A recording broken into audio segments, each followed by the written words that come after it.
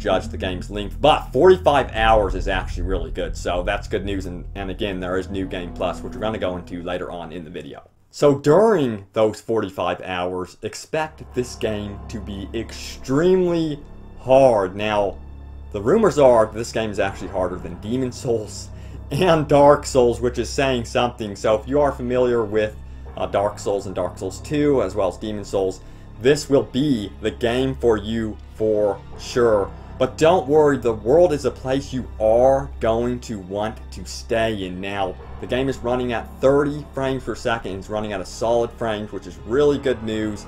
And there is no dynamic day and night cycle, which is sort of a shame. However, time of day and night is based on story progression, and it will have gameplay influence. That influence, of course, has yet to be seen, but it's so exciting to know that you will be returning to areas and nighttime will have fallen, and then the gameplay will have changed. Maybe we will be seeing new enemy placements. That's something that I definitely think will likely be in Bloodborne. Now, one of the first areas of the world you will explore is the Hunter's Dream. This acts like the Nexus from Demon Souls. This is awesome news. It's one of my favorite places, the Nexus from Demon Souls, in all of gaming. It was just such a majestic place.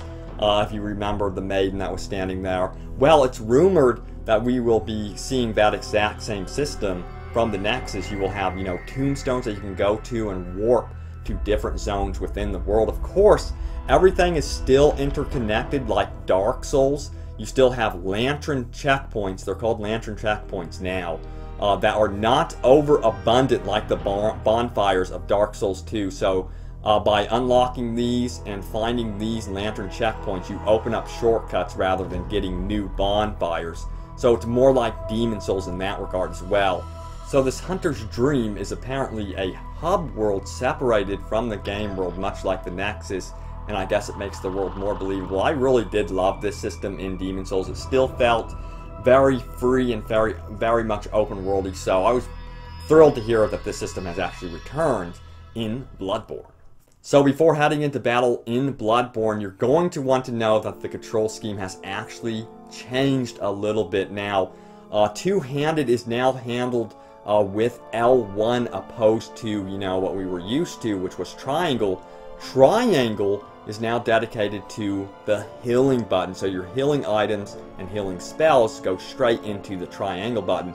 This is really cool though, because healing yourself doesn't take much time at all in the game. It is very fast paced, which is also true of most of the game. The game basically runs 2 to 3 times faster than previous Souls games. That is, enemy reaction times are 2 to 3 times faster. They will attack 2 to 3 times faster, and you are expected to respond and be more on the offensive 2 to 3 times faster. So they really want you on your toes in Bloodborne.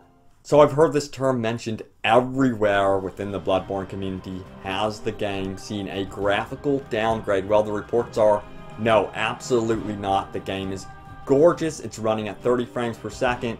It's not dipping at all below that. That was one of my big worries. Dark Souls had some frame rate issues, and then they pretty much fixed all of them in Dark Souls 2. So this is a really good trend to see. Demon Souls really ran at a nice, steady frame rate, and it seems like that's returning in Bloodborne. So awesome news. So what about the weapons, outfits, and items in Bloodborne? Well, good news, it seems like there's a wide variety of weapons. Now remember, there might be less weapons simply because when you pick up one weapon, it's like picking up 2 weapons. They can transform and mutate into whole other different monsters, so to speak. So basically, from one playthrough, a fellow gamer found 14 unique trick weapons and 12 offhand weapons, but apparently there's a lot more throughout the game in both of those categories. They also went on to find 19 full sets of clothing and armor during their time in Bloodborne. This is about 40 to 45 hours of play time in Bloodborne.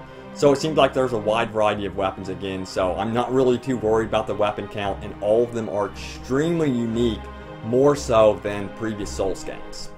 You can actually find out more details about weapons by following the link in the description below. There's a huge article about it. I'm going to include all of the resources in the description, so be sure to check it out. So yes, co-op and online is returning in Bloodborne. You could expect to play with 3 other players in the game, and this is how it works. So be warned, when you invite someone into your game world, apparently you also invite what is called a spell maiden, who initiates PvP and invites invaders. So basically, when you are asking for help, you're also asking for trouble, so be warned. Now, once you are all teamed up, the goal is to beat the boss within that level. Once you beat the boss as a team, you guys get a huge reward.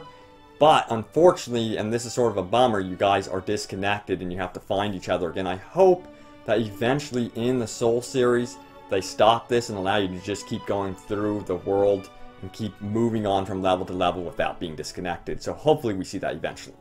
Now, this is really cool. You can actually use passwords with co-op. This is going to be extremely useful with co-oping with friends. So basically, you set a password for your session, and then other players can enter the same password and therefore be joined to your game. Now, this only works for cooperative play currently. It does not work for PvP, but it is a wonderful system to have. It's nice to know that they are now encouraging friends to play together in this type of game. So yes, PvP is returning. This is the way you will really be testing out your hunter and his weapons and armor in the game. Now, certain areas in the game also encourage you to invade another player's game with 2 hunters. So it could be 2 versus 1, and it could be quite unbalanced, of course, but that is the fun with Bloodborne, is really just accepting the challenges and then also knowing when you are at a loss and trying again. So basically, the Bell Maiden needs to be present, first of all, for PvP invasions to work. So the guest who wants to invade uses the sinister resonant bell item and then commences his invasion onto what is known as the host, or the poor innocent hunter trying to survive in Yharnam. So basically, it's just like Dark Souls, to expect to die a lot. So asynchronous multiplayer returns in Bloodborne. Yes, you could still leave notes, you can be as deceptive as you want, or helpful. Now again, you can upvote these or downvote them. You can let other players know that, hey, beware of this note. It's part of the fun, really, with these type of games. Now also, there is the Spectre. Players will leave behind a tombstone when they die. Now this is like the bloodstains from Dark Souls and the Souls franchise. So if you touch one of these tombstones, you can see sort of a replay displaying their terrible final moments. I love this feature. I cannot wait to leave behind my tombstone so you guys can watch my terrible death. And yes, player ghosts are returning, so you will be seeing me roaming in your game. So here is the big wrinkle for Bloodborne, and that is the Chalice dungeons. These are the randomly generated dungeons that you can play with your friends. You can even create your own, share them with friends, and then experience them together. I guess they are absolutely massive and filled with tons of fatal traps hidden throughout the dungeons. And then also, this is really good news. It was something I was concerned about. There's a lot of architectural variety. I guess these places are huge.